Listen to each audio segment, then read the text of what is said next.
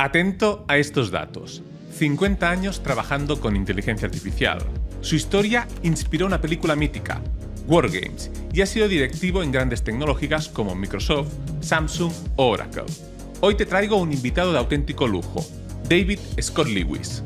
Y con él vamos a hablar de temas como la llegada de la inteligencia artificial general, ciberseguridad, la inteligencia artificial en China o el impacto de la inteligencia artificial en el mercado laboral. Eso sí, la entrevista de hoy es en inglés, por lo que voy a valorar especialmente vuestro feedback para decidir si merece la pena seguir trayendo invitados como este. Os leo en los comentarios. ¡Dentro podcast! Hola a todos, hoy os traigo un episodio de podcast muy especial, ya que tenemos con nosotros a David Scott Lewis. David Scott Lewis es máster en Stanford y Harvard y además tiene una larga trayectoria en las grandes empresas tecnológicas de todo el mundo, especialmente de Estados Unidos. Él ha sido jefe de nuevos mercados o fue jefe de nuevos mercados en Microsoft. También fue director de todo el departamento de negocios digitales en Oracle, cuando Oracle era una empresa muy importante en este ámbito, y además ha sido jefe o director de planificación estratégica en Samsung a nivel global, por lo que es un invitado de lujo para hablar de tecnología, para hablar de inteligencia artificial y sobre todo para hablar del advenimiento de la inteligencia artificial general. David, hi, it's a huge pleasure to have here in my podcast. So, first of all, what do you think about coming here in Spain? Well, thank you very much for having me. I'm looking forward to this and have a good chat. Like I mentioned prior, I like to educate the audience and entertain them. So let's have a good time with that. So we're here for various talks I'm giving and also looking for our business. We're expanding, seeing really where the market might be. And that's really for AI consulting. Similar to what people might think of as Gartner, but instead of IT advisory, it would be AI advisory. And I was a VP of e-business at Gartner. So at least in AI, I've been doing this since '74 when I used AI for hacking. In the late '80s, I was an editor, contributing editor to the first newsletter on AI. I had worked with Inference and Symbolics. They were two of the three main AI companies in the 1980s. Probably never heard of them, but they were two of the three big ones. Both of them were in Los Angeles. And then in the 1990s, in the mid-90s, I had a company with the head of AI at Stanford, and we had some really interesting technology, content-based filtering versus collaborative like on Amazon, Netflix, recommending things based on what other people recommend, your friends. Content-based filtering kind of looks at what you read, and within a week it would know you better than anybody on the planet. It could recommend things to you you never even conceived of. We tried it, we crashed all the computers at Stanford. So that was one of our little experiments. And as I mentioned, in '97, I chaired the web agent session of the first conference on agents, autonomous agents. 2008, I chaired the keynote panel on the semantic web for the annual business conference on the semantic web. And that's the precursor to large language models. First of all, what do you think about what happened the last week with Google and with OpenAI? What about the introduction of new technology? What do you think if they are a big step since what they had in previous, or do you think we are just progressing normally in the development of this technology? I think Sam Altman said something kind of interesting last week, separate, of course, since he was not part of the spring update for OpenAI. He said, he kind of implied they're going to do incremental advancements rather than once a year. So they're just going to release things throughout the year. That's what he implied. And I do think that makes sense. The problem with something like Google I.O. is that it's an annual event. So like last year's annual event, here's what we're going to release sometime in the future. And some of it didn't even materialize. So that's what Google's facing this year as well. As we heard from what they're going to come out with, some of it looked good. We didn't see any real live demos as we did with the OpenAI spring update. But Project Astral, I think, looks the most interesting of what they have. That's different. It's their first step in agents. And I, having been the chair of the web agents session at the first international conference on autonomous agents way back in '97, this is kind of dear to me. I'm glad to see this finally happen, agents becoming a reality. I do think, along with multimodal, that's one of the two key areas for this year, agentic systems agent-based systems and multimodal. And I think multimodal was really the theme. The key theme for both companies was the multimodal push. So, and then of course with OpenAI, it was the conversational agents, the empathic agents that they're developing for conversational purposes, and the universal translator from Star Trek. That was quite impressive. That could be especially useful today if we had this right. release. It certainly would be. Talking about multimodality, for what you've seen about Gemini Flash and GPT-4o, what do you think? There are the main difference between these two models? Well, because there's so much under the hood that we don't know, it's hard to say technically really what the architectural differences would be between the two. So it's hard to say at this point. Plus, we've only seen demos. So we're kind of speculating. I think we might learn a little bit more as Microsoft is likely, as we know, to incorporate a lot of this into their next products. And Microsoft Build, their annual AI show is upcoming in the next few days, over the next few days. So in that sense, I think we'll know more then at that point, but I think it's a little bit too early to say. You have just mentioned Microsoft, and I have to talk about Apple because OpenAI launched first their desktop application in Mac and not in Microsoft or Windows. What do you think about this move?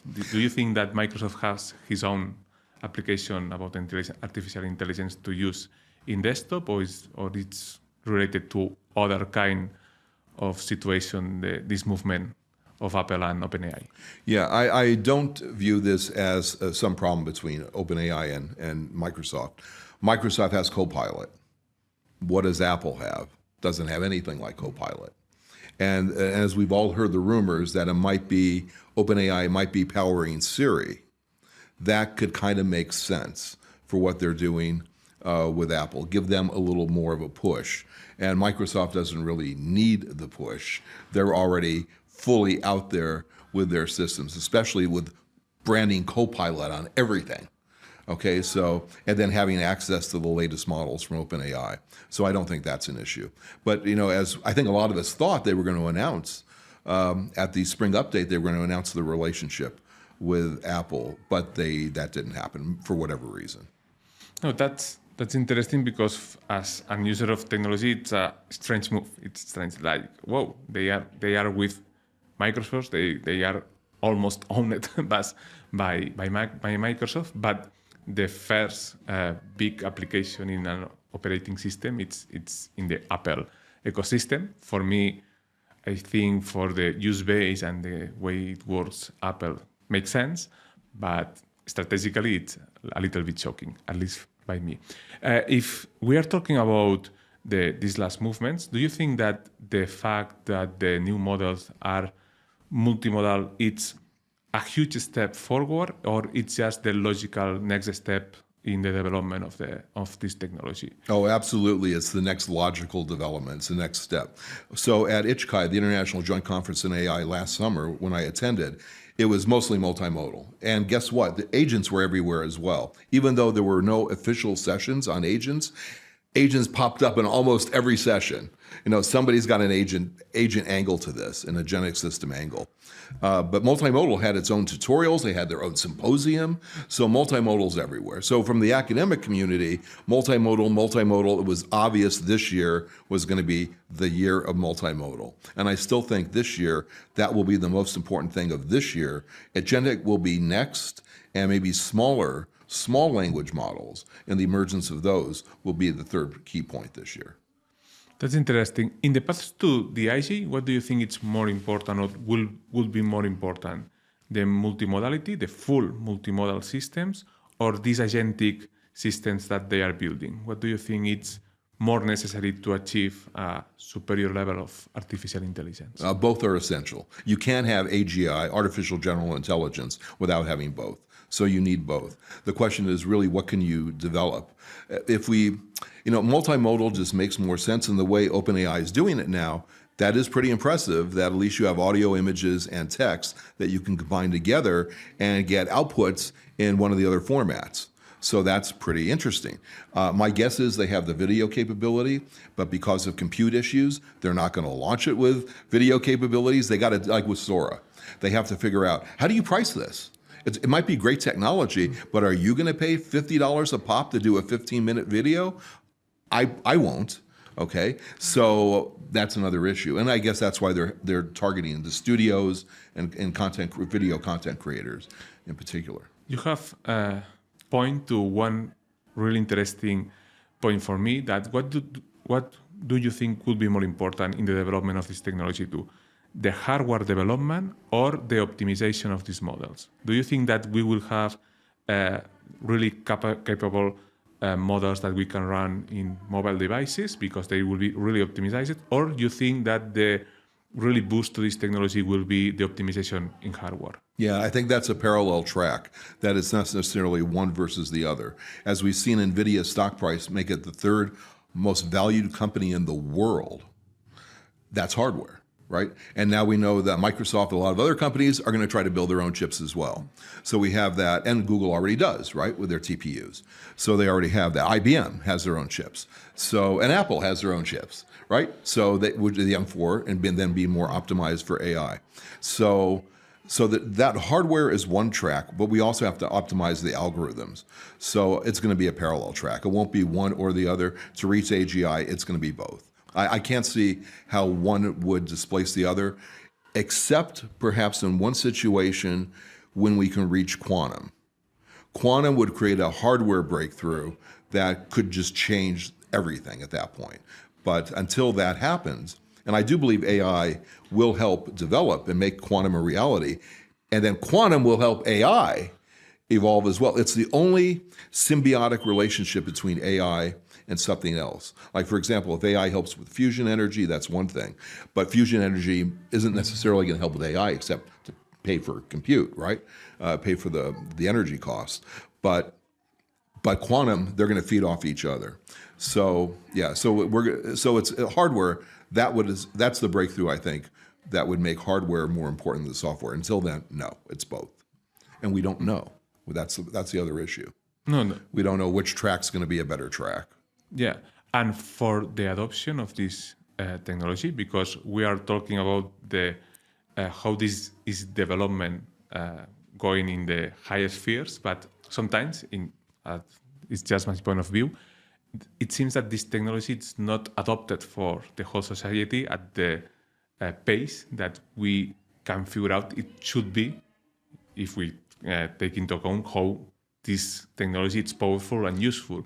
Do you think the next step is to have more useful tools, have these tools more versatile and have the chance to adapt to our way of use it, especially companies? Or it's just a question that the technology is really powerful, but the solutions are not ready? So we are seeing more use cases. We're seeing lots of different use cases, different fields, and so on.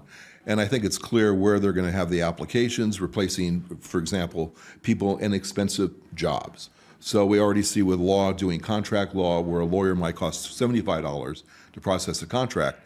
Now it's 25 cents. That was with 4 Turbo. Okay, not even with 4.0, and we know the price reduction on 4.0. So there you have obvious payback issues, and I think we're going to see a lot of that. Management consulting, investment banking, professional public accounting, we're going to see a lot of movement there because those people are expensive. Yeah, so we'll see that. Now, as far as consumers are concerned, as we both know, most people who use ChatGPT have been using the free version. They've been using 3.5. Now they have access to 4.0. That's a whole different reality. I mean, think about this, that 3.5 was trained on the equivalent of about 650,000 academic texts. 4 was trained on 25 million. Okay? And unlike going to a library, we have to pick the book and read it. It's read all 25 million. It can draw those analogies. That's one thing that Jeff Hinton, one of the godfathers of AI, pointed out at a conference at MIT. Actually, right after Ilya Sutskever implied that OpenAI had achieved AGI. That's really, really interesting. You have mentioned Ilya. We have to talk about Ilya, about what happened with Ilya. What have seen And that's of course, this is I think Ilya's theme. we have the answer. Feel the AGI in the T-shirt. Yes, this is Ilya's we have phrase. the answer here.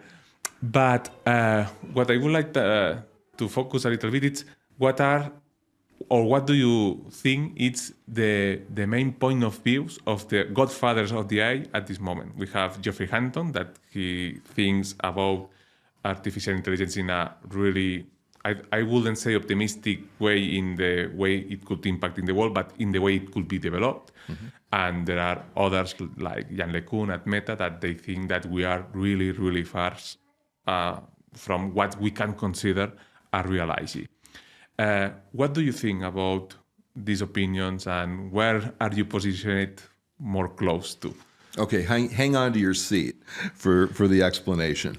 So at that conference that I was referencing, this was October 7th in the afternoon of last year at MIT, Center for Brains, Minds, and Machines, and it was thrown out to Demis Hassabis, the co-founder of DeepMind, Google DeepMind, Jeff Hinton, and Ilya Sutskever, who at the time was chief scientist at OpenAI.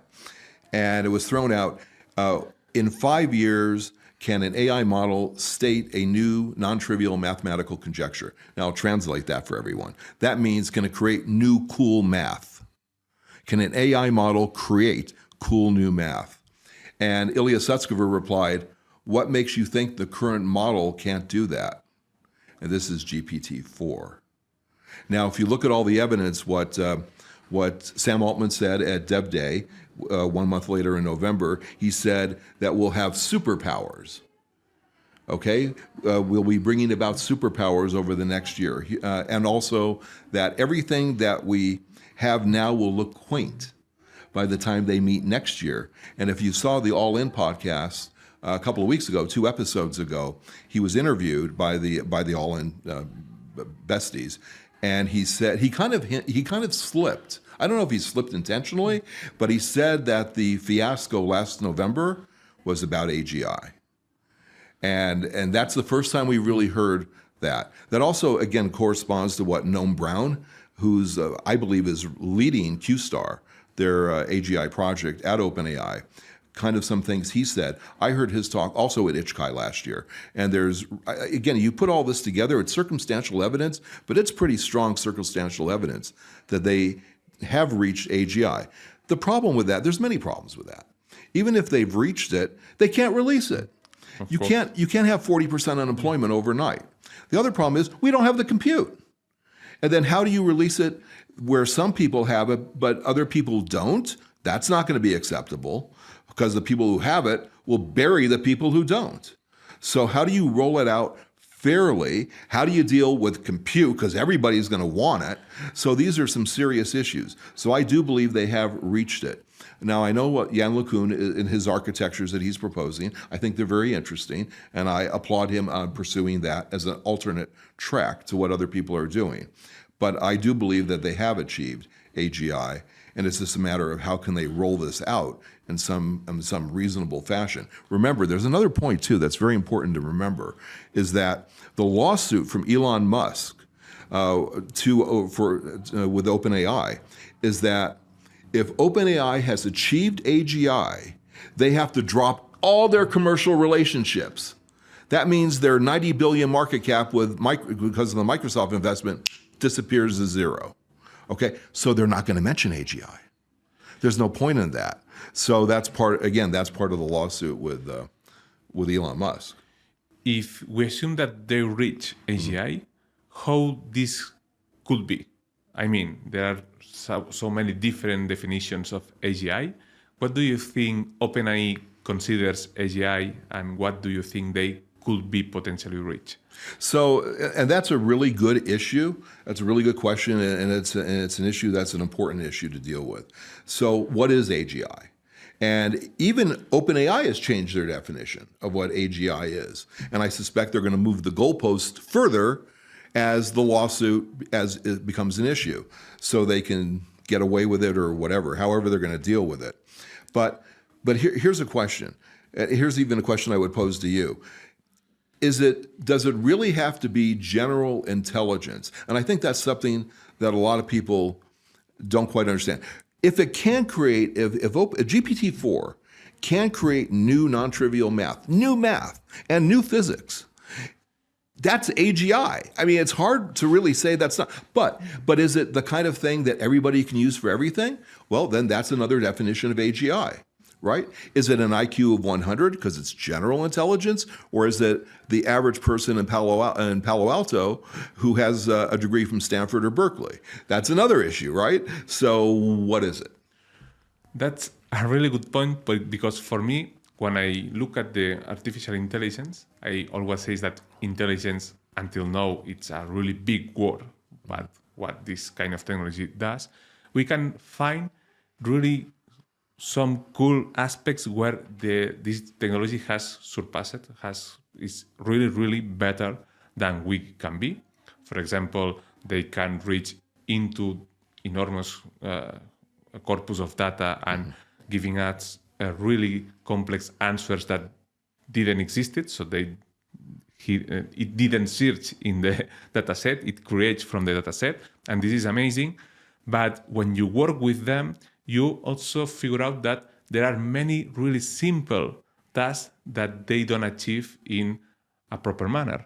So for me, sometimes I look to a calculator and I see this is far away from what we have, but this technology can do a little thing that requires intelligence far better from what I can do. It makes calculations really, really well. It could be possible that some of things that we see that artificial intelligence is doing so well are magnified because we cannot do them, but this is not make these systems really more intelligent than we are in the way we learn, for example. I don't know if I have expressed it well in the idea, but the idea that we focus on what this technology does better than we do, and not so often in what this technology does not do better than we can do. Well, in the sense that if you ask it to write a 1,000-word essay, will it be 1,000 words? Probably not. I don't care how you prompt it. It's not likely going to be 1,000. Why can't it be 1,000 words, right? You can create new math. Why can't you write a 1,000-word essay? Okay, exactly 1,000 words. Can't do it. Okay, so those are issues. I believe those are less important issues that need to be worked out over time. What I'm more concerned about is the breakthrough type of stuff where you're creating new math and new physics, where you're having drug discovery, solving problems of nuclear fusion, dealing with climate change mitigation and climate emergencies and climate repair. Those are the kind of things where it is AGI, maybe even hints of ASI, artificial superintelligence, where it can actually solve problems that we fundamentally can't, even though it can't do simple tasks. Okay, it's like Albert Einstein may not have been a good baseball player. Does that matter? Okay, now, so again, maybe that's a problem with him, but of course, I think we would say that he was a genius. Of course, that we are totally agree. But going back and coming back to Yann LeCun, I think it's an easier way to focus the point. He says that the limitations about the actual artificial intelligence is about what they know, what they have experienced, and the capacity to adapt to newer scenarios in a way similar that not just a human, even an animal cat can do. Do you think this way of thinking has a really solid base to think that we are not near AGI, or do you think that it's another kind of debate where it may be legit to create some kind of AGI, but there are other kinds of AGI that can exist without the need of this premise, this way of thinking of what he's establishing as a fundamental thing to create AGI, take part of this technology? Yann LeCun is brilliant. He's one of the greatest AI scientists ever. Meta's lucky to have him. I don't disagree with the research path he's on. One thing I would challenge, though, is that Yann would have said that transformers doing images wouldn't have been possible The most highly cited paper last year was on transformers doing images. So I'm reluctant to say that the transformer technology is at an end, because we've heard this in too many other industries where we keep pushing the technology. One would be solar, for example. All the cool technologies in solar, well, we just made the modules better. The standard solar panels got better, cheaper. We didn't need concentrated photovoltaics. Okay, we didn't need high-tech stuff. We could just get by with evolutionary changes to what we've had. So we can make those continue with those evolutionary changes of transformers. What we don't know, I think, is what the limit is, just like we don't know the limit with the integrated circuits. That's, well, you have just answered the question I was just asking you, that you think that with this kind of technology, with transformers, is enough, or if we have to discover anything new? So you're probably seeing, as I am, you're seeing a lot of hybrid systems. You're seeing transformers, the convolutional neural nets, recurrent neural nets, and so on. Different types of applications, especially in medical, where you're seeing hybrid systems. I'm seeing it in medical. And so I'm not convinced that the hybrid approach won't be an approach that would be a solution to the issue. In other words, so we use transformers with a little bit of help from my CNNs, right, and my RNNs. And that's, I think, a perfectly legitimate approach. But I'm not really sure where I don't think anybody really knows where the transformers are going to top out. But I think Jan LeCun's observations were legit, his concerns, and he needs to be listened to. Okay, he's not an effective altruist who's a doomsayer like some others, like Gary Marcus and such, who on the one hand has kind of a doomsayer, on the other hand he says AI is useless, and I'm not really sure how it can be so dangerous and yet useless at the same time. But more on the useless side. Gary's more on the useless side. So anyway, and Jeff Hinton likes to beat up on, or at least counter him. Well, Gary, but from what I read from him, it's in the useless side and also in the side where he thinks that it's not so ethical how we reach this kind of technology, how the data sets are scrapped and used to create the technology.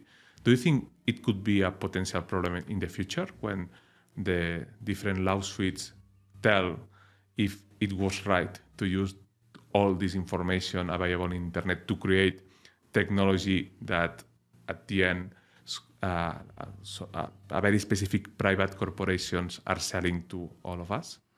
So I think the way that's going to be solved is by regulatory measures. And certainly in Europe, as we like to say, America invents, China copies, and Europe regulates. So Europe will regulate, and the American government will regulate. As you know, the American Congress generally agrees on nothing, not even if it's daylight or night, but it does agree that AI needs to be regulated. So I suspect we will have regulatory oversight on a lot of this to control some of the issues Gary Marcus, I think everybody's concerned about. I think Gary Marcus, honestly, I think he really kind of just looks for issues. You know, he nitpicks. He just looks for things to make a mountain out of a molehill, as we would say in English. So another thing, coming back to Ilya, do you think that his departure is more related to the thing that they discovered something, or to the thing that maybe they don't put, OpenAI doesn't put enough money to his part of research or to his part of purpose inside the company, that was alignment and safety? I think it's because they saw something. Here's another anecdotal, or I should say confirmatory piece of evidence, is Sam Altman had made a comment also, I believe it wasn't on Dev Day, it was in an APEC forum, and he said that there are a few times, or 3 or 4 times in his life, where he has seen the veil of human ignorance pulled back. That's a pretty big statement. And he said, and the time he said it was actually, he said, and this happened like 3 or 4 weeks ago, which is exactly around the time they probably achieved AGI. So too much of this is, again, it's circumstantial evidence, but it's all coming together. So yeah, that would be my take on that. That Ilya was concerned because he did see something. And that would also play into what he said at MIT at the symposium on what makes you think the current model can't do it. And in your opinion, we are talking about the AGI. We are, I think, both of us techno-optimists, but do you think it could be potentially dangerous by its own? Not as humans use the technology, but in his own, AGI could be potentially dangerous? I would question whether AGI could be. I do get a little bit more concerned about artificial superintelligence. And there's always that question of, once you have AGI, how long does it take to get to ASI? Does it take a decade, 2 decades, or 2 hours? Right? We don't know. We don't know the answer to that. So in that sense, we need to be a little bit cautious. And certainly there could be problems. I would be more concerned about the use of AI in general, not just AGI, for military applications. I think that's a serious problem because you can't really monitor that. You can have a treaty, but what good is that? That's a lethal autonomous weapon systems laws. And when you have that, so what? A country signs it, but you don't know what they're doing in a lab. It isn't like developing nuclear weapons where you can have some tracing of what's going on. You have no idea what they're doing with drones, for example, killer drones. So in the short term, the main problem is still us, the humans. It's still us. Probably will be for a long time. And respect to the AGI, I think you point another important thing. Do you think that to concrete that this is AGI, it should have the capacity to be autonomous, to establish decisions, to reach some tasks or processes? In other words, the agentic system should work really well with AGI, or it's not a thing that it should have the capacity to do this kind of technology? Well, I think the first agentic systems will be like what we've seen with R1, although it's not working very well with the rabbit. But that kind of a system where you say, I want to go on vacation. And the agentic system knows where you like to go, which airlines you like to fly, which seats you like to get, restaurants you'd like to visit in that city. Would you want to go see the theater, opera? What do you want to do? Book tickets, the whole bit. And it just does it and comes back with an itinerary for you to approve. That we'll see now. That's not AGI. Okay, but that's a real practical application of agentic systems. So the idea of where this plays, I think that's just one part of getting to AGI. Agentic systems in of themselves will not be AGI. It has to be combined with multimodal and other systems and more compute. Whoa. So I'm not really too worried about the agentic systems. Where I am concerned about agentic systems has nothing to do with AGI. I'll tell you where it is. Privacy and security. Because remember, security for hackers will always be the weakest link. You have all these agents going out. I'm going to find the agents that's the easiest to hack. And when I can hack that one, I'll be able to get the others. And as you know, I was the model for the lead character in WarGames, hacking movie, who used AI, which I did in 1974. I actually used AI in my hacking. This is going to be an issue. Let's talk about security, because one of the applications that Google showed in the I/O event was that with his smaller models, you can have artificial intelligence in the phone, and this artificial intelligence can protect you from, for example, spam or scam calls by hearing to them.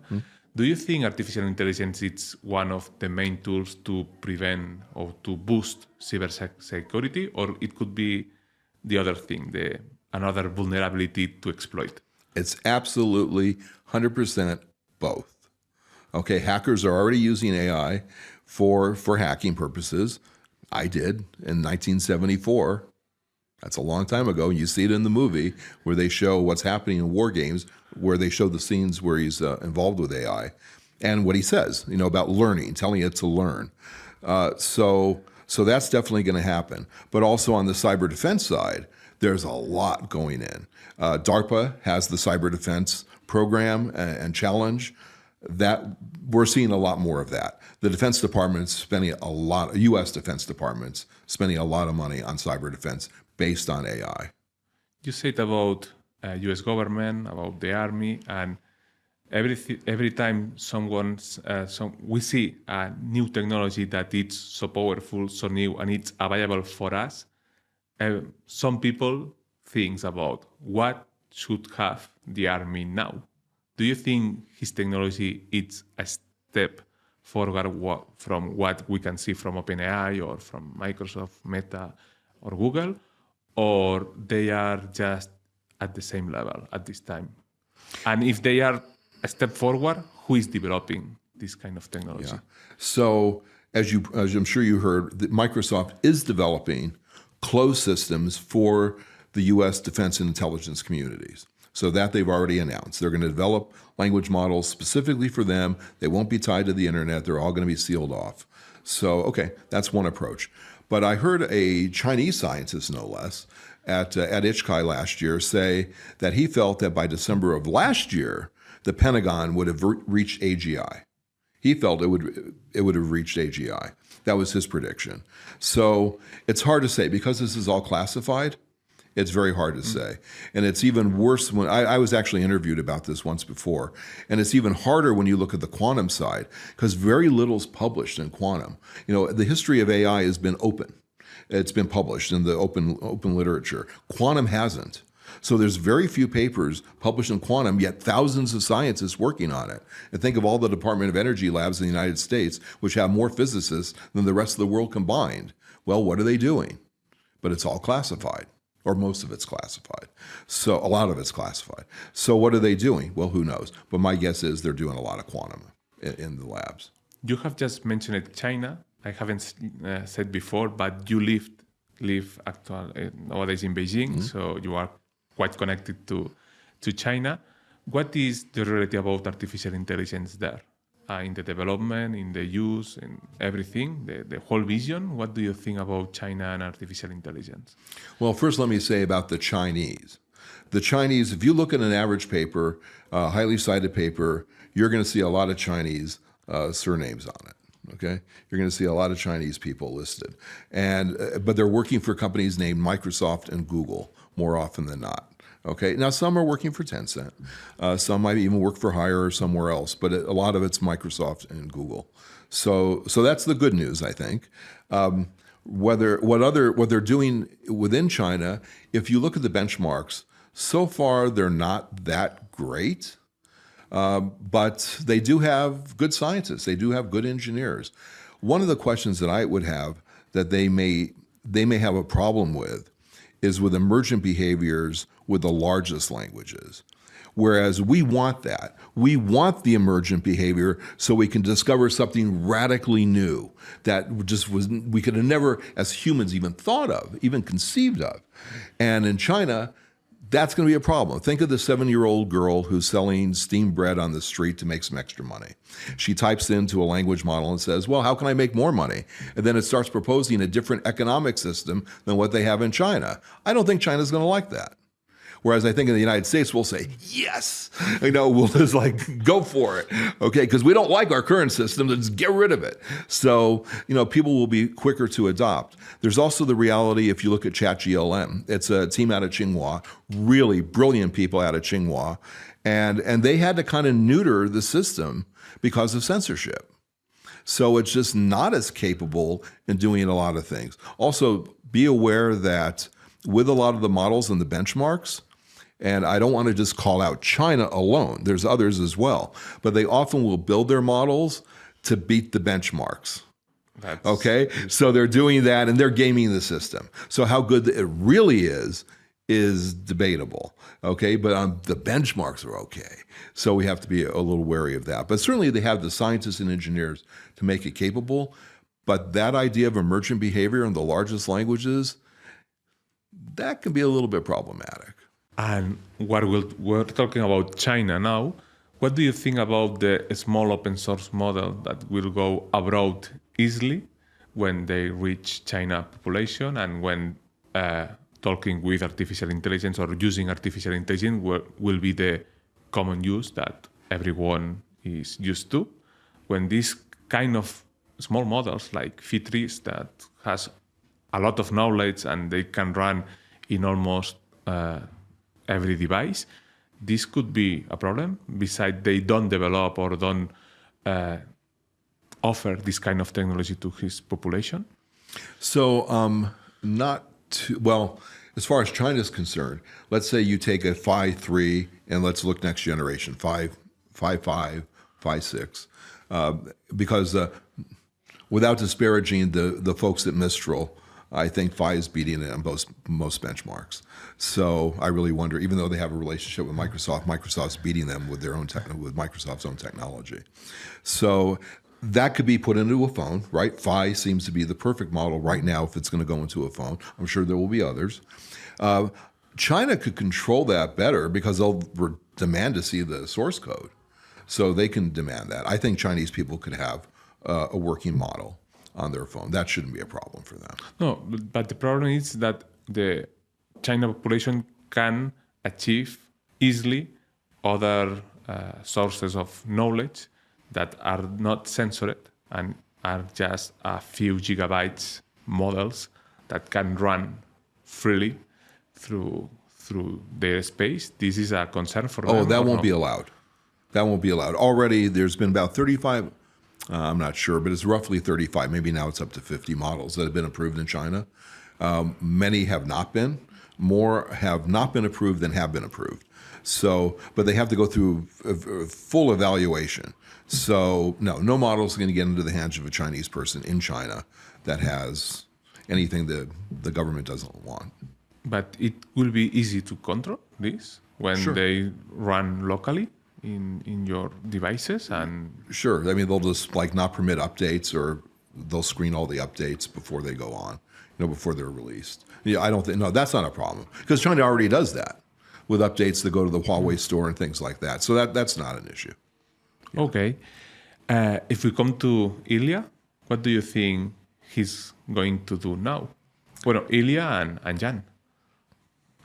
Yeah, Jan, I'm less concerned about, but here's my prediction. Ilya Sutskever and Andrei Karpathy will join together somewhere, and it will be the first billion-dollar unicorn company on day one.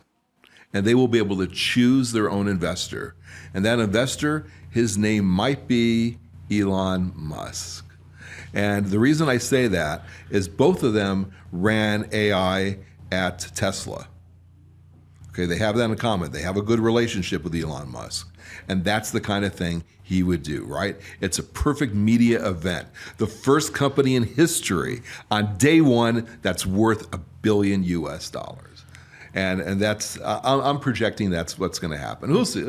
It's kind of fun to think about. No, but there are quite rumors that link Ilya and Elon, and it could be a really, really great news. And a real move that likes Elon so much to do. So I think it could be really possible that these kind of things happen.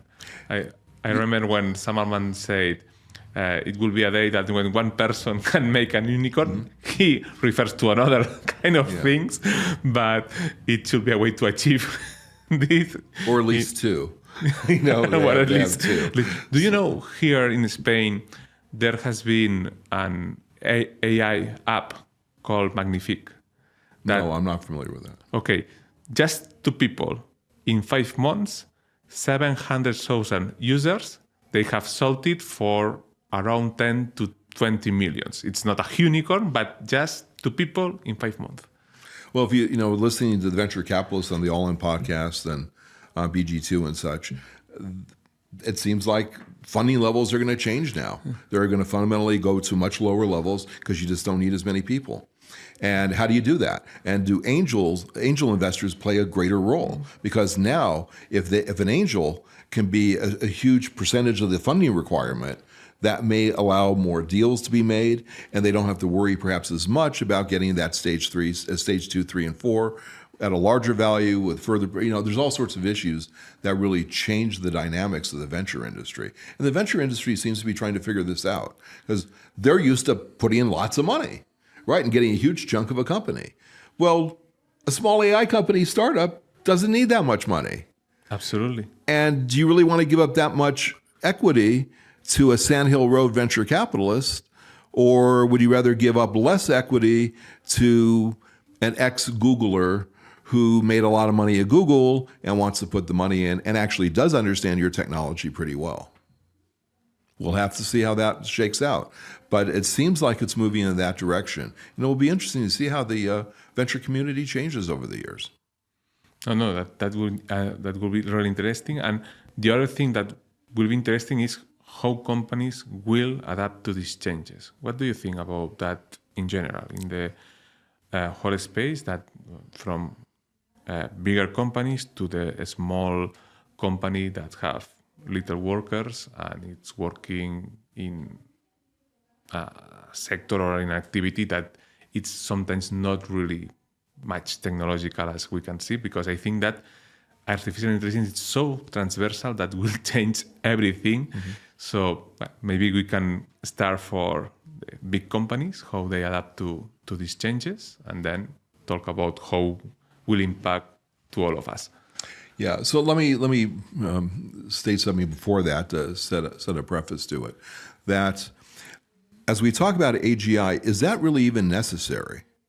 See, my argument is that, and I wear the T-shirts and I'm cheering on Ilya, good luck what he's doing and such, but still, is AGI really important? Let me ask this for companies, from a company perspective. How many people are hired for their general intelligence? Because you did well on a game show. That's basically general intelligence, right? You did well on a game show, on a quiz show. How many people? Nobody's hired for that. Even people that McKinsey hires who might have degrees in anything from art history to nuclear physics, doesn't make any difference. They have really good grades and they went to the top schools in the world. Okay, that's how McKinsey hires, that's fine. But still, they have a degree in something. They're not being tested on their general intelligence. So how many people, nobody's hired for that. Look at any job board, right? You're hired for your degree, for whatever knowledge you have. And in that sense, AGI may not even be important. We already have the ability in domains to exceed what humans can do in domains. So that's an issue, and we're already seeing some corporations react, like IBM has announced, they will not hire 7,000 graduates, college graduates that they would have normally hired. We're going to see other companies taking the same measure. It's tough to fire people who work for you. It's not so tough to not hire the college graduates. That's a different story. You're under no moral obligation to hire college graduates. But if you fire people who are working for you, that doesn't play so well with the New York Times. Okay, so that's one of the things I think we'll see companies do. We'll see less, and the graduates are going to have to really fight for jobs, and then think about what all that means. As they fight for the jobs, then you're going to have lower pay because people are willing to do the work for much less money. So we're going to have that kind of effect, and we have to look at a universal basic income and so on, all sorts. I'm hoping AGI will solve the problem of AGI unemployment, AGI caused unemployment, because we are going to have to look, is universal basic income really the best way to do it? Maybe. And maybe that would work in Europe. I'm not sure how well it will work in America.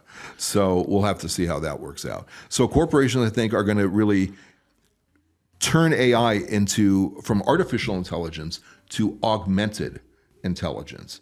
And I think the best commercial I've seen of this is a Microsoft commercial that they released at the Super Bowl in America this year. And it's a 1-minute commercial, and it shows a bunch of people, mostly younger people, and they're using AI tools. It's Microsoft Copilot, and they're using that to do lots of different things, to augment their intelligence. Okay, and I think that's what corporations are looking for. The employees who can master the technology to be far more productive, far more creative, that can come up with new product ideas, all sorts of benefits that they can provide to the company. And those who don't master their technology are in big trouble. They have a target on their back. I see this a little bit different. I totally agree with you at the company levels. But at the employee levels, I'm not so sure, because I think that artificial intelligence to do concrete tasks will be so easy to learn, so easy to apply, that maybe in the companies there will be teams of artificial intelligence developing tools for the rest of the company. And the people, the really main point to hire someone will be his knowledge, his ability to reach some things, and artificial intelligence will be put along them. So they use them and they have people to help them to use it in the easiest way possible. But I don't think that mastering the tool will be really the point to hire someone, because they are so easy tools to start using. They have many things to master them, and I'm totally agree that there will be people that create these tools to work in concrete places, but I don't see how the mastering these tools or that every single worker in the company should master the whole potential of these tools. I think that they have to have the common sense to use it in a proper way. That's the main point. If you can achieve that, companies should put the access to these tools in the easier way possible. And I think that we have newer jobs that consist to develop this kind of tools inside every single company. I don't think I disagree with you. And looking at reports in BCG and other places, McKinsey and such, the ability to do problem solving is still going to be an issue, regardless if Q-Star's there and does much better problem solving as an AI model, which I think it will. That's what Noah Brown's working on, his work in diplomacy and poker. So, by the way, poker is also used in WarGames as one of the key issues, and now that's what OpenAI is using as a model, poker, for their developing AGI.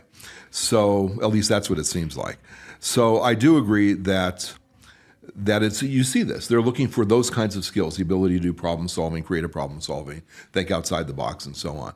And those will be the soft skills of sorts that will be required. But the AI tools simply put you on steroids. Okay, and in that sense, if you're really smart and you're really creative, but you're not on steroids and the next guy is, who are you going to keep when there's a downsizing? Do you really need, maybe occasionally, that will be that brilliant, wacky guy that they're going to keep, right? That may happen. But in general, you're going to look at overall productivity.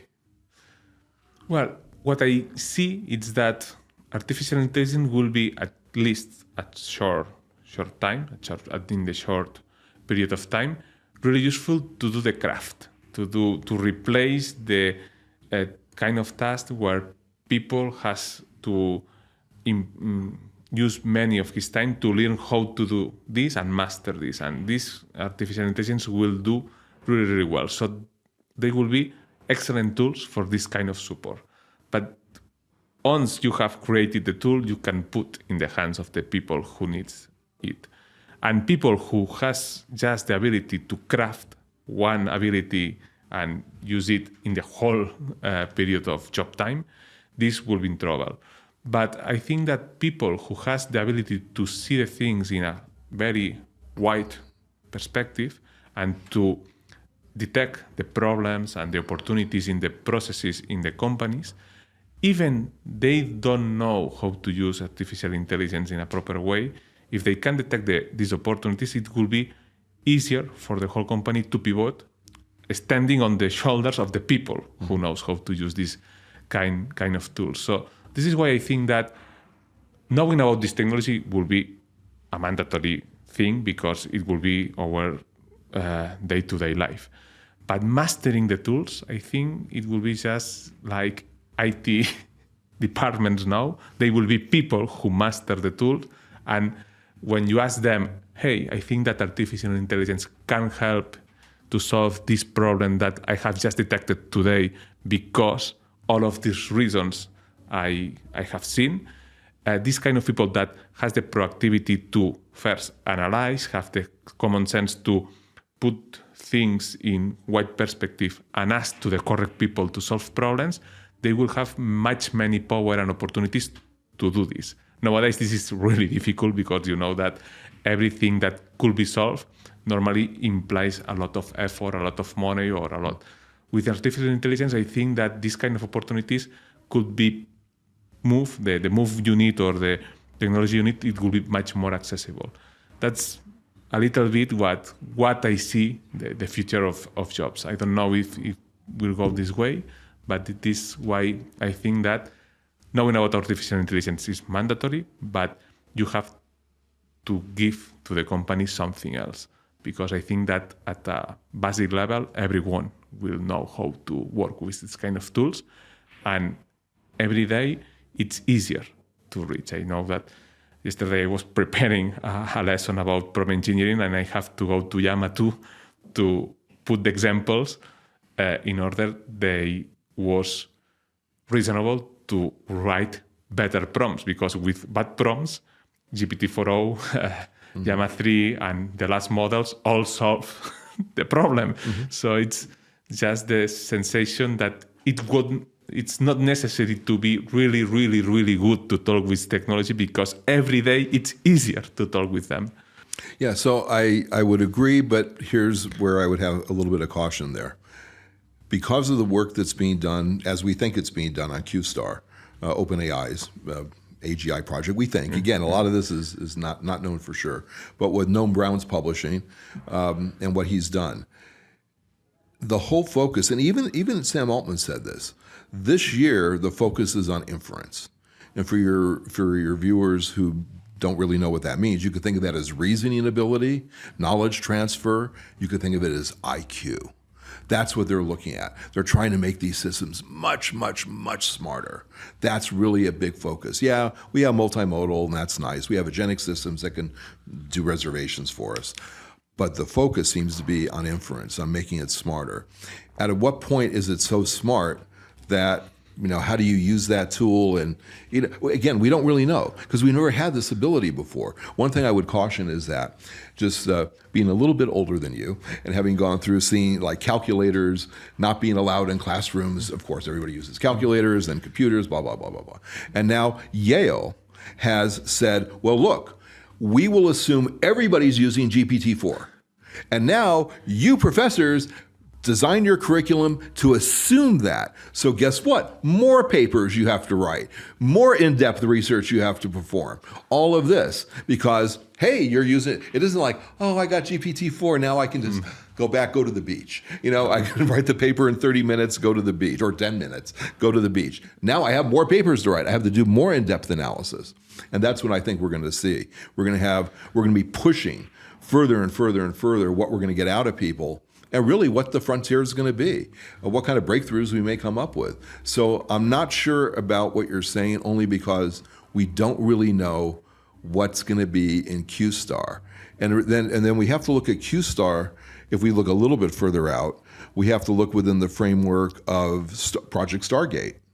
$100 billion supercomputer from OpenAI and Microsoft, neuromorphic based. It's going to be just unbelievable. I mean, they're even talking in OpenAI about building nuclear reactors to power ChatGPT. I mean, if you tell the public that, they're just like, huh? You're going to build nuclear reactors? Yeah, we'll have fusion reactors for ChatGPT. I mean, this is kind of insane. But then you're also maybe assuming maybe there is AGI and we need that compute. Okay, and we need that power. Okay, so there's all these kinds of issues that go with it. So we'll see. I think there's a lot of open questions there. But and there will always be that wacky creative genius in the company that has a role. But for many people, if they're not really being able to use the tools, just like in any other job, if you can't, let me give you an example. Somebody who can't do an Excel spreadsheet's not going to get far in finance. They may be brilliant in finance. They may manage their portfolio very well, be independently wealthy through their stock investments and real estate investments. But if they can't manage a spreadsheet, they're not going too far.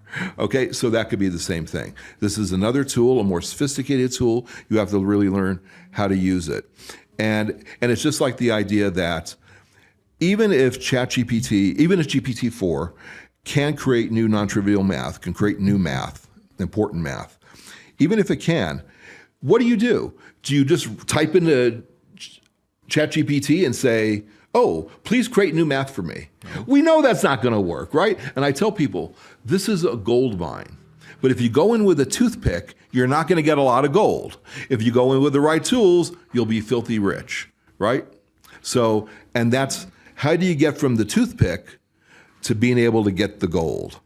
And that's what workers are going to have to figure out and master. Maybe in some cases it won't be a big deal. I agree. In some cases it may not be a big deal at all. Other cases I think it will be more challenging. They really will have to then figure out how to master those tools.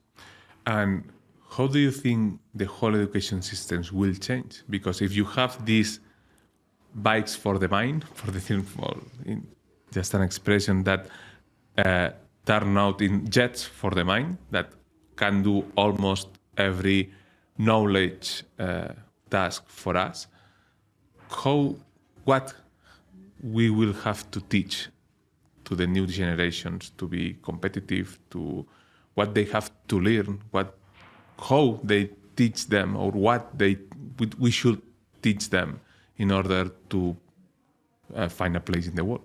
It's funny, I remember Richard Feynman telling in a class at Caltech that I was in, that he mentioned that go to the opera, go to the symphony, go to art galleries, read great literature, read the great books.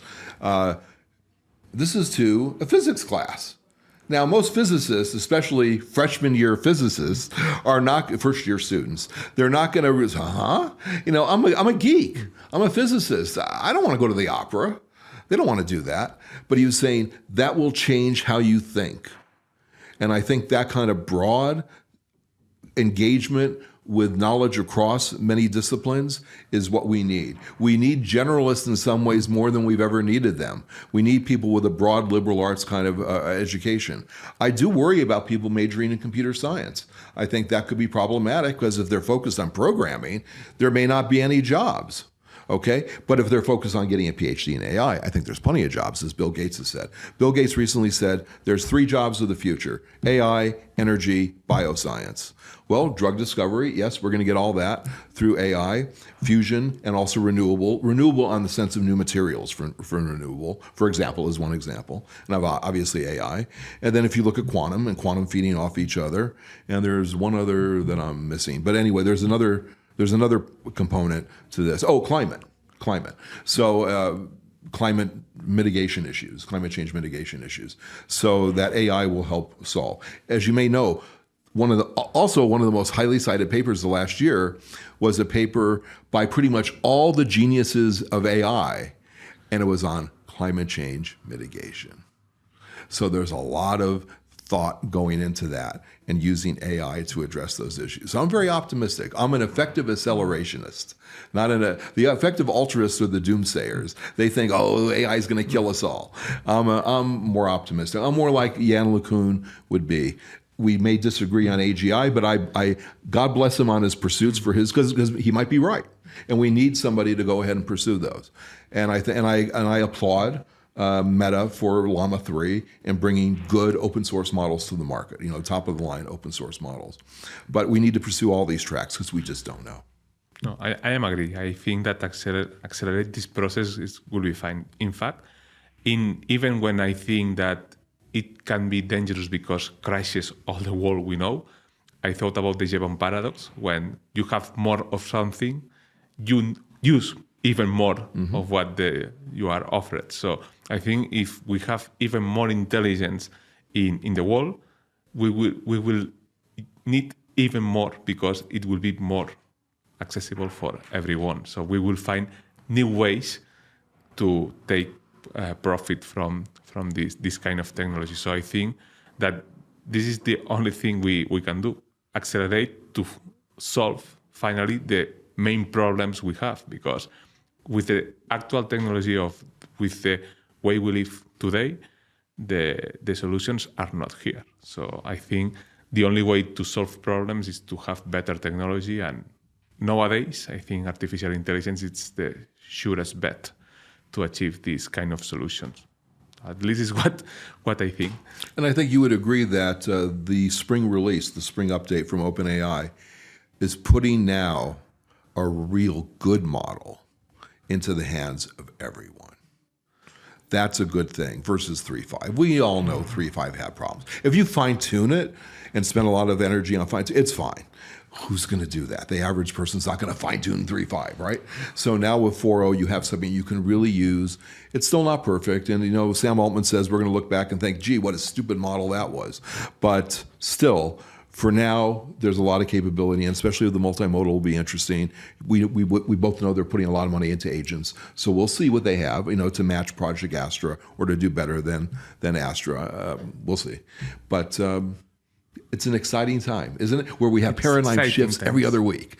Yes, it's almost insane how news and how fast this technology it's evolving. I have an internet discussion with someone that published the Gartner curve of the expectations. Yeah, the hype cycle. The hype cycle. And I say, this is the first technology that it's evolving so fast that won't have time to decline the expectations. It's true. It's always, we're always on the hype, and finally we will find the solutions that we need to adopt this technology before even falling so deep in the curve.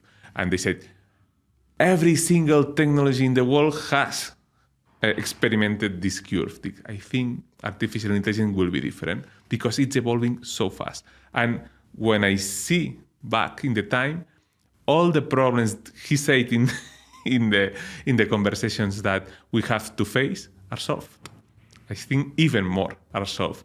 And the other thing I have detected in conversations and is, for example, where I was talking with another YouTuber and he said, last year I made a prediction, they asked me a prediction what it should be possible in 10 years with artificial intelligence.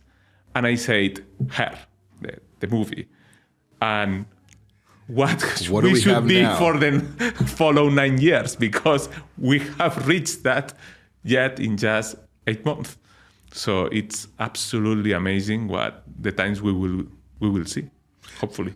You know, I tell people that this year, besides multimodal, you'll have multimodal and agentic systems. Next year, we'll have embodied. Now, who controls embodied? The 5 cents, Apple, right? Vision Pro, watch, iPhone. Okay, they have that. And what's it going to be put to? Robots, right? So we're going to have all these humanoid robots with all these AI systems. But after that, an example I like to give is, let's look beyond that. We have 5 petabytes of information from Sagittarius A star, the black hole at the center of our galaxy. What if we build a model that allows us to talk with a black hole? And maybe we would learn nothing. Maybe we would learn things that are just beyond our comprehension. About information, I read, I don't know if it's conspiranoic the word, but that they have released GPT-4o because when it will be possible to talk with them in an emotional way, they could reach even more data, different data, the data about what it hears and the way we speak and the way we react. This is a kind of data they don't have yet.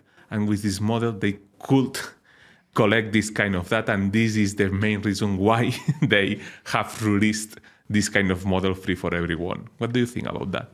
So from an academic point of view, there's been a lot of research in this area, what they released, the HER capability. So I don't agree, only because it's been an academic focus. Look at the academic literature this year. I'll be going to ICML in Vienna in July, and I'll be going back to ICHKAI in Korea in August and such, and then later NeurIPS and so on. So just look at what's going on at the major conferences, and you'll see what's coming out next year. But here's the difference. In the past, you'd go to an academic conference, and then it would tell you what's coming out in 5 years. Now it's what's coming out next year. Or next month. Or next sometimes, month. because it's so fast. I think one of the main problems with Stable Diffusion was precisely that, when they used huge amount of data available in the internet and they create a model that could create images. The problem was that some investigation work that many times are useless in the long term was useful the next day. So they didn't build research. They built a product using all this data set and all this information available on the internet that made many people upset because they felt stolen from his work. And I think that's the point. You are doing research that may be products in weeks sometimes. And there are a lot of papers that you see the paper and you see, I'm reading a paper or I'm reading a manual for a new product, because they work at the demonstration are solutions, use of cases of the artificial intelligence. Alibaba has a ton of papers about imagery, that it's just create images for e-commerce, for example. You put your dresses, and this is a paper or this is a tool, or both. Because then they release open source, and when this happens, in just a week, someone in some place has built a product.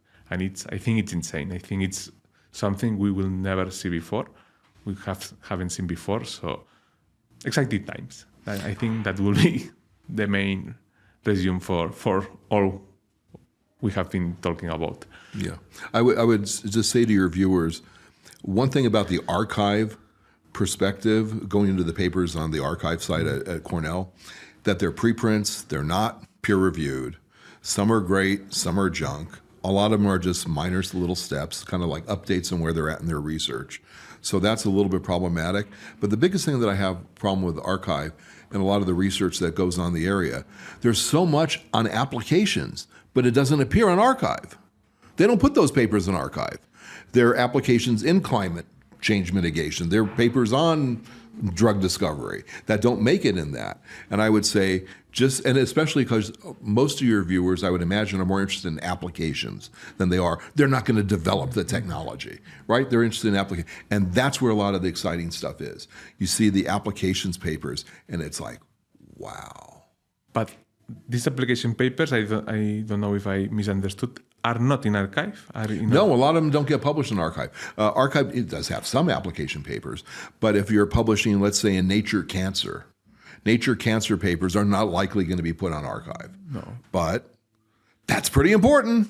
That's a pretty important application of AI, right? But the AI community doesn't see it. Okay? Because they just don't look at that. They're all stuck on archive.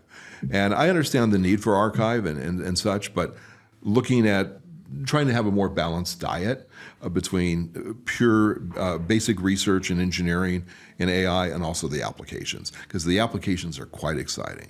The applications, it's what really shows us what will be in the future. That's what it's all about, right? Without the applications, this is just a theoretical endeavor. Exactly. Well, ChatGPT was an experiment. And this is the magic of turn things real. I think many times I work quite a lot in research here in Spain in universities, and many of them tell me this: we are making research, but many of our work, even it could be potentially useful, will be just throw away, just useless, because no one will develop the solutions. Because in the university we don't do that, at least here in Spain. I know that in the US it's a little bit different. So yeah, we have a little bit more money for that stuff. I think the transfer issue of investigation, you're doing better than here. Here many times they do research and they cannot make applications, and this is, I think it's quite sad, because if they make application, they create a spin-off in the shoulders of the research, they automatically get out of the research system, because if they don't publish, if they don't have papers, if they don't appear in different publications, they automatically don't get the money to make more research. So most of the researchers here in Spain, and I will see in Europe, they don't have the opportunity to put his research into something useful or in the market. So it's kind of sad. And maybe that's something that needs to be changed, especially if they don't need as much venture money, right? Exactly. That's the difference. I understand if you're in the old days, last year, the old days, you need a lot of venture money. And you need Sand Hill Road, you need the established venture. That's why nobody's been able to copy Silicon Valley. Everybody's tried, nobody's succeeded, okay? Because the whole community there is centered around Stanford. But if you need less money, if a rich angel investor can put it in, maybe it can't work in Spain. Yeah, no, and there is quite little people that manage to reach it, but I know. Or Mexico, or wherever. Yeah, or the easy way. They go to the USA and then find a way. In a couple of weeks, I will be interviewing a Spanish startup called Crea, that it's about image, that they say, we are from Barcelona, but where are you? In San Francisco. They go, okay. Another one who has started here and has gone away because here. The ecosystem's there. The ecosystem is there. And here, the ecosystem, sadly, it's not quite similar to them. But I don't know. I mean, think in a social perspective, just in the difference in the cultures, one of the first things Americans and Chinese will ask, what job do you have and maybe where did you go to school? And that doesn't happen among Europeans, right? You say, oh, you're in Silicon Valley, and you say, oh, what job do you have? Oh, you got a startup. Oh, that's really cool. And then you say, oh, I know this venture guy and I know this guy. And all of a sudden it's like, what? You know, you're like 10 years advanced versus if you're in Spain and you're like looking in the air and, you know, you don't know what to do, right? Because you just don't have the ecosystem. As a cybersecurity expert, what advice could you do to people to protect from the future cyber scams and problems that they could have due to cybersecurity and artificial intelligence, new type of scams? Yeah, I think the reality with that is if you're on Linux, it's not a problem for the most part, but that's not a realistic solution for most people. If you're on a Mac, it's much less of a problem. Okay, Mac being the core system being Unix, it's inherently safer. Microsoft has the problem being an ex-Microsoft employee. The problem with Microsoft is that it's legacy. We have to support way back. Systems have to be supported way, way back, and it's a real issue for Microsoft. So if you really have a Windows-based machine, you do need to spend money on your security software. And you need to have systems like Sophos, not just Bitdefender. You need to have different types of systems, some that are going to be cloud-based, some that are on your computer. You just need to do that. There's really no alternative to this. You need to have better firewalls, pay for your firewalls. Don't just use the Windows firewall. So you just need to have it. Windows is just vulnerable. That's it. It's getting better, but it's still the preferred choice because there's more units out there, for one thing. And also Microsoft users, okay, I don't want to say they're less sophisticated. Anyway. But in the future, what do you think will be the weakest point? The operating systems, or will be still the humans? Oh, it's social engineering. Because I have a T-shirt that says, social engineering expert. And then on the back it says, because there is no patch for human stupidity. And I think that's totally true. Yeah, social engineering is the way to go. No, as I said, this is the YouTuber's example, but here in many hospitals and sanitary systems were kidnapped because of an employee opening something that he shouldn't has opened it. And that's why many times I think we spend a lot of cybersecurity, but you just need one person in a huge company to make just one stupid click many times to crash the system. So yeah, it's really difficult to control that. It's extremely difficult. And also just the internal employees that might get pissed off and they're getting fired or might get fired or think whatever. That's hard to control too. So there are a lot of issues within the systems. Yeah, you need better policies in a lot of companies. Do you think security is one of the issues why many companies are slowing the adoption of artificial intelligence? Do you think they are concerned that this could create some kind of problems, legal, information or security problems if they do that? I don't see that. I haven't seen that as an issue in any of the surveys I've seen. I think a lot of executives have no clue what to do with this. And I think that's been your experiences as well. They see it in the media. They see the miracles of AI when, of course, they see the polished Google demos, okay? And it does, wow, okay? And then, yeah, okay. So, and then they don't know what to do. And they're afraid of being left behind. They're afraid their competitors will master it and then stick it to them, right? The knife goes in their stomach.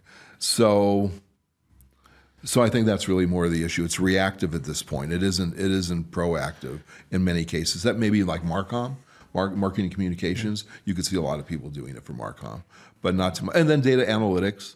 I mean, right now, think of people that study data science in school. Now you put in the Excel spreadsheet, and now with 4.0, it's literally like instant, where it's analyzed. It's like unbelievable. I mean, before, it's incredible. I will share with you what is my point, why many companies are disappointed sometimes with artificial intelligence. And it's related to something I said before, that is, many times artificial intelligence can do such complex things that absolutely astonishing.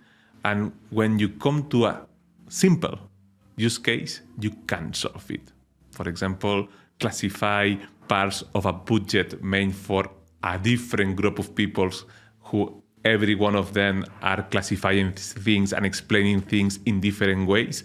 And when you put this into artificial intelligence, it cannot figure out how all of these people was thinking, but just a normal employee can do without blinking. It's time, but it's not difficult for them. And when you are in front of this kind of situations where you have just said artificial intelligence can do all of these kind of things, but this concrete thing that it's really what I want this technology to do cannot do that, is when they said, ouch, this is not maybe it's not ready for what we need. You have seen this kind of things? I haven't seen that, but I've heard about that issue. We're focused more on using AI at the very high end for R&D and product development. And that's something that very few people are touching. And then also doing some RAG development and fine-tuning for people just to get them going, prototyping and such. So where we're focused, it's really a very different game because you're doing, again, product development and R&D. It's really to push the frontiers more than just replacing some people that are not that well paid to begin with, and then you having these issues like you're talking about. So it's really, I see it really for idea generation and brainstorming is where it's very strong. And that's, and I'm less concerned about specific little tasks. That's not the way it should be used. I know that, but it's what every single person in companies that are not high-end companies, that are normal companies, want. They want specific use cases for the technology because it's what are they used to. They are used to when they buy some technology that it's really useful for doing one thing. Mm-hmm. And this is a great technology for doing many things, but assisted, not absolutely autonomous or with not 100% of reliability many times. And this is a change of paradigm for them. They don't see how to use this technology many times, at least with companies that they are in different sectors producing very specific things that they just want to boost their productivity, and they are used to use technology to boost productivity, just finding tasks that can be replaced by using technology. And I think artificial intelligence is another game. It's something different, and it's really, really hard to explain. Sometimes I think about how I use technology, and then I explain them. Hey, last day, covering the event of OpenAI, in less than 2 hours, I published the video. I use 4 to 5 artificial intelligence tools, but it's just knowing that this exists and this could be done, and connecting the dots of what artificial intelligence can do for you. But it's not easy. I think it's for many companies that work in a really structured way, this kind of having a technology that assists you permanently in a not precise way or not a specific way. It's strange. The conversation it can be weird many times because they always focus on, I am doing this, how this technology can help me now, and in which way, and in which exactly percentage of profit or productivity boost. And many times there is no answer for that, or proper answer and fast answer for that. Or they want it to work exactly the way they do their workflow now. Exactly the same way. That's the point. It's like, wait a second. If you got a new piece of software, do you expect it to work exactly with your workflow? No. Well, why do you expect this is going to work that way? And many times the opportunities are in the limits of what are you doing. Maybe you can do subproducts or new products or boost quality, not just doing the same to achieve the same result. Maybe you can have a better result, a better outcome of your employees, of your knowledge, of your market opportunities, and they are focused just in, at the end of the day, I want to do the same, but easier, better, faster. And if you achieve that, don't worry. You should have to keep working until the end of the day anyway, because everyone will do that. And this boost of opportunity, of productivity, will be for the whole sector. That's not the opportunity. At least how I see, I think that the opportunity is not doing the things in the way, or trying to keep doing the things in the same way we are doing until now. It's to explore. You know, what I recommend to people sometimes is just to use the memory function on GPT-4, or 4.0 now, of course, and use the memory function. Also, maybe create a GPT, throw in some documents. The documents can be pretty large, right? You have a large amount of material you can put in there. And then I have 40 images of journal articles, published papers, highly cited journals, and they're on all different topics related to AI. About half are applications, and I'll tell somebody, pick one that you think relates most to you, or just enter the slides and ask ChatGPT which one relates most to you, because it has your memory and it has your GPT, right? So you can just do that and say, then from there, ask it, how does this relate to my work? How could I benefit from this? How could I learn from the research that's been done? And then they start seeing this as a brainstorming tool. It's like, oh my God, now I can see that I can do this, I can do that. I never thought about this. I never knew there was a way I could even ask an AI these kinds of questions and get the kind of responses. But when they do, the eyes open.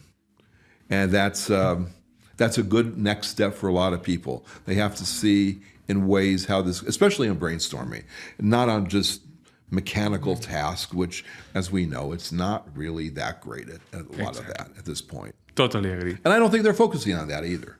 Okay, I don't think OpenAI or Google's like, wow, it can do this little thing. No, I think the brainstorming new products is a little bit better, has better payback too. I know you work in Silicon Valley for such a long time, and you has been in the same room of really, really important people. So if you have any anecdote you can share with us in order to just figure out better who you are. Okay, that's another podcast, actually. But briefly, so I've been doing this for a long time, and I guess another anecdote. Well, there's WarGames and things related to WarGames and such. WarGames did have a huge impact. After there's a book called Dark Territory, and it opens with President Reagan coming into the White House sit room.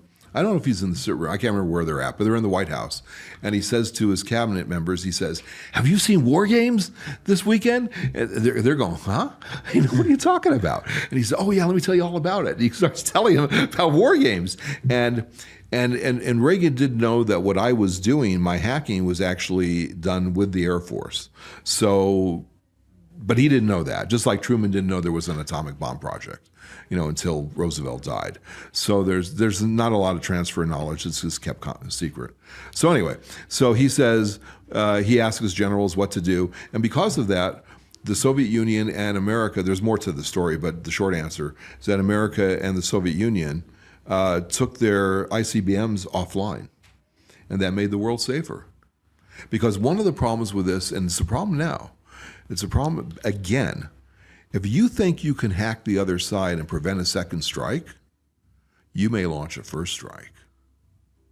And that's a problem. And now we're kind of in a situation of the world where certain countries that will remain unnamed actually do believe they have an ability to launch a first strike and prevent a second strike. And that's scary. Okay, so we're back to that. Unfortunately, we're back to that. But at least for many years, it made it safe. Even if it was before you were born, if that didn't happen, maybe you would have never been born, okay? Because there may not have been a world to deal with.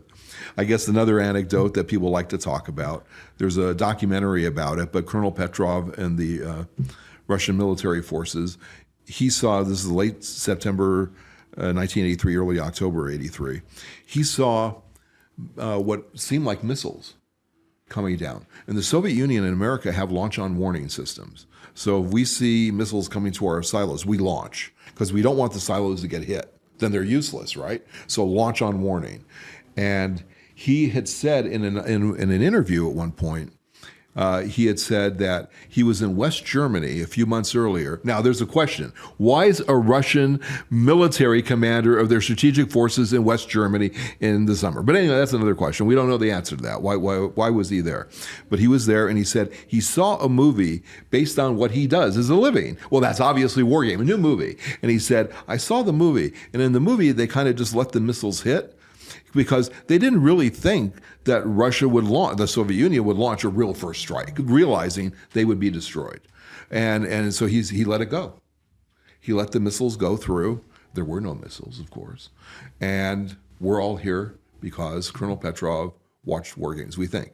But and it's possible he would have not launched anyway, that his personal inclination is not to launch. But he had referenced that he had seen a movie, and he thought about it and said, yeah, this doesn't make sense. And again, would the U.S. launch only like 5 or 7 missiles to the Soviet Union? I mean, what's the point of that? I mean, either you launch a first strike or you don't launch 5 or 7 missiles, right? No. You're going to launch a massive strike. And he didn't see that. He only saw like 5 or 7 missiles, whatever it was. So that's another little anecdote. And I think the other anecdote is with Steve Jobs, because I was in the room when Microsoft saves Apple.